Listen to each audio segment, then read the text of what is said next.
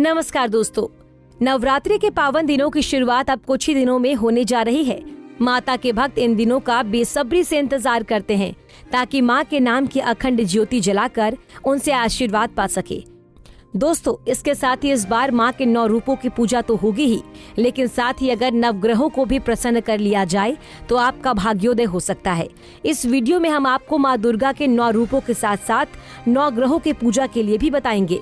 आइए जानते हैं। कुंडली टीवी के सभी दर्शकों को मेरा यानी गुरमीत बेदी का नमस्कार। देवी के भक्तों को नवरात्रि पर्व का बड़ी शिद्दत के साथ इंतजार रहता है। नवरात्रि के 9 दिनों में देवी दुर्गा के 9 स्वरूपों की पूजा की जाती है। आज की इस पोस्ट में मैं कुंडली टीवी के दर्शकों को ये बताना चाहूँगा कि नवरात्रि में माँ दुर्गा के 9 रूपों की पूजा के साथ साथ 9 ग्रहों को शांत करने का सुनहरा अवसर भी हमें हासिल होता है, क्योंकि हर देवी का संबंध जो है वो किसी न किसी ग्रह से जरूर रहता है। जब हम इन देवियों की नवरात्रि के दौरान पूजा करते हैं तो उस देवी से संबंधित ग्रह भी शांत हो जाते हैं और पुण्य फल मिलने लगते हैं। मैं कुंडली टीवी के दर्शकों को ये बताना चाहूँगा कि शरद नवरात्रि 7 अक्टूबर बृहस्पतिवार से आरंभ हो रही है। धार्मिक मान्यता के अनुसार इन 9 दिनों तक नवरात्रि के दिनों में माँ दुर्गा के 9 स्वरूपों शैलपुत्री, ब्रह्मचारिणी, चंद्रघंटा, कूष्मांडा, स्कंद माता, कात्यायनी, कालरात्रि, महागौरी और सिद्धिदात्री माता की पूजा अर्चना की जाती है। मैं कुंडली टीवी के दर्शकों को बताना चाहूँगा कि नवरात्रि के दौरान किस देवी की आराधना से किस ग्रह दोष से मुक्ति पाई जा सकती है।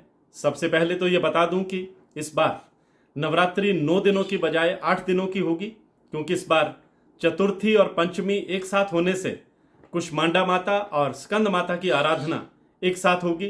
नवरात्रि में माता डोली पर सवार होकर आएंगी।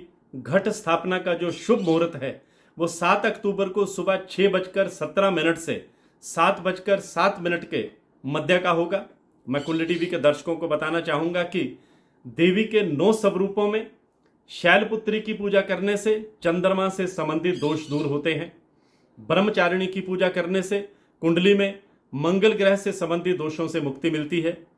चंद्रघंटा की पूजा करने से शुक्र ग्रह से संबंधित दोष जो हैं वो कुंडली में दूर होते हैं और शुक्र ग्रह मजबूत होते हैं। माँ कुष्मांडा सूर्य का मार्गदर्शन करती हैं, अतः इनकी पूजा से सूर्य से संबंधित सभी दोषों से मुक्ति पाई जा सकती है और सूर्य के कुप्रभावों से बचा जा सकता है।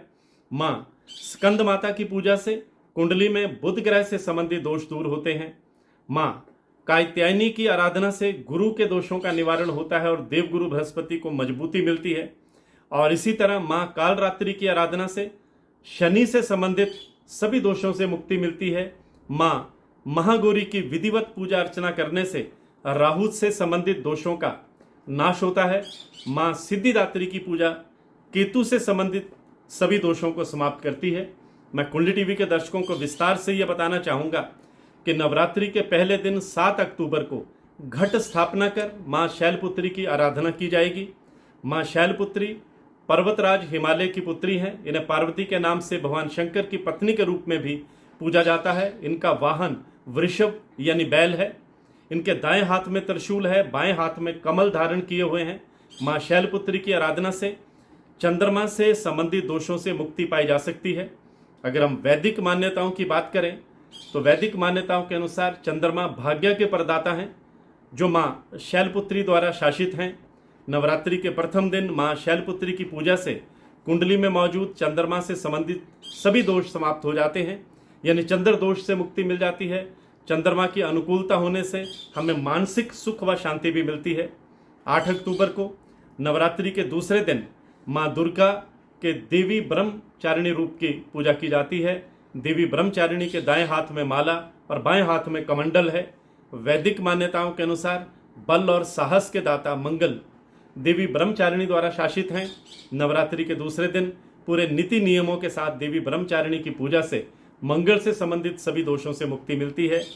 नवरात्रि के तीसरे दिन 9 अक्टूबर को माँ पार्वती के तीसरे रूप चंद्रघंटा देवी की आराधना की जाती है। देवी चंद्रघंटा के मस्तक पर घंटे के आकार का अर्धवृत्ताकार चंद्रमा विराजमान है। जो घंटी के समान दिखाई देता है, इसलिए माँ के इस रूप को चंद्रघंटा के नाम से जाना जाता है। माँ चंद्रघंटा के 10 हाथ हैं। वे खड़ग, त्रिशूल, गदा सहित कई अस्त्र शस्त्रों से सुसज्जित हैं। मैं कुंडली टीवी के दर्शकों को यह बताना चाहूँगा कि माँ का ये चंद्रघंटा रूप शुक्र ग्रह का स्वामी है। माना जाता है कि माँ चंद्रघंटा शुक्र ग्रह को नियंत्रित करती हैं। शुक्र से पीड़ित जातकों को देवी के स्वरूप की पूजा करना बहुत शुभ रहता है। माँ चंद्रघंटा की पूजा से प्रेम तथा वैवाहिक जीवन में आने वाली सभी परेशानियों का समापन होता है। इसी के साथ शुक्र से संबंधित दोषों से भी हमें मुक्ति मिलती है। नवरात्रि के चौथे दिन 10 अक्टूबर को माँ पार्वती के कुष्मांडा रूप की आराधना की जाती है। मान्यताओं के अनुसार माता पार्वती सिद्धिदात्री रूप लेने के बाद वे ब्रह्मांड में शक्ति प्रदान करने के लिए सूर्य के केंद्र में स्थित हुई।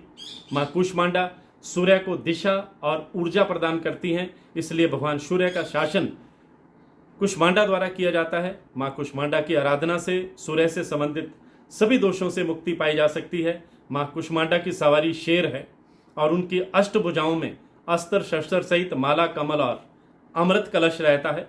नवरात्रि के 5वें दिन स्कंद माता की आराधना के लिए बहुत उत्तम माना गया है। माँ के स्वरूप की 4 भुजाएं हैं और उन्होंने अपने दाएं हाथ में भगवान कार्तिकेय को थामा है। वहीं 2 अन्य हाथों में कमल के फूल और एक हाथ में वर मुद्रा में है। बुद्धि और ज्ञान के जो ग्रह बुध हैं वो स्कंद माता का उन पर शासन होता है। माँ स्कंद माता की पूजा से कुंडली में बुध ग्रह से संबंधित दोष भी दूर होते चले जाते हैं। नवरात्रि के 6ठे दिन माँ कात्यायनी की आराधना की जाती है। मान्यताओं के अनुसार राक्षस महिषासुर से जनमानस को मुक्ति देने के लिए देवी पार्वती ने माँ कात्यायनी का रूप धारण किया था। माता के स्वरूप को महिषासुर मर्दनी के रूप में भी पूजा जाता है।